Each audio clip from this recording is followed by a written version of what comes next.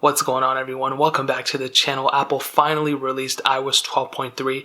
I've said this in the other videos too. I honestly don't understand what took Apple so long. The betas were, I guess, okay, but they released 6 of them for not even like a whole new release. I mean, this was a .x release update. It wasn't like we were getting iOS 13. I mean, it's crazy the amount of betas we got. This was like a month and a half later. It was insane. And to be honest, I really don't even think they added too many features into this. If you're coming from iOS 12.2.1, you might be getting like more bug fixes or stuff like that, but I'm actually pretty disappointed in this specific update and the fact that it took them so long to do it. But we're going to take a look at it on the iPhone 6. The update came out to about 416 megabytes, and this was the same type of file size limit, whatever, that I've seen on my other devices as well. So expect to have at least like half a gig saved when you go ahead and update.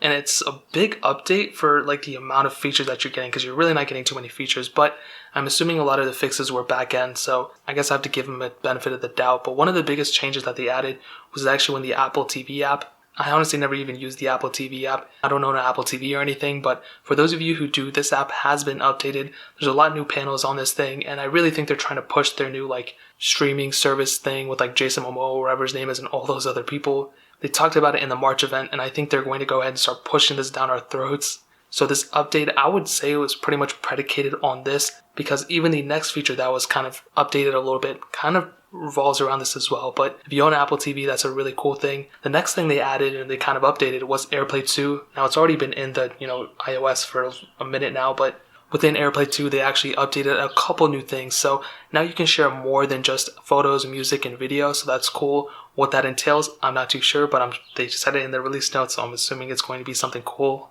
Another thing within Airplay 2 is that Siri Suggestions are now smarter pretty much at the end of the day. So that's really cool. It can kind of give you, suggestions and things based off what you're watching.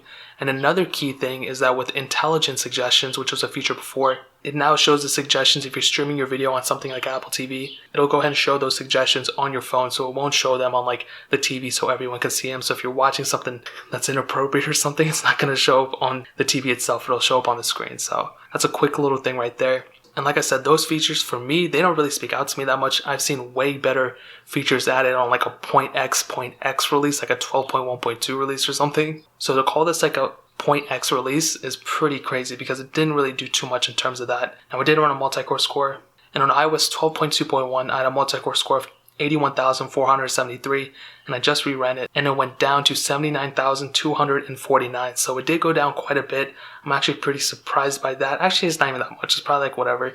But for the iPhone 6, that's a lot, because 1,000 points is a crazy amount. But for the features and things we're getting, I guess it's okay. But like I said, this update for me, I'm surprised it took them this long. They could have released this thing like forever ago. I don't know what took them so long to do this, but I guess it's whatever at the end of the day. I'm sure they're focusing a lot more on iOS 13 so they can make that better. So I think they kind of like left the iOS 12 development team just a couple people, so then they can bring the rest of them to focus on iOS 13. So that means the next version of iOS will be crazy, hopefully. But that's pretty much all I have to say. If you guys have any questions or anything, leave it down in the comment section below. Hit that like button, that would mean so much, but definitely hit that subscribe button.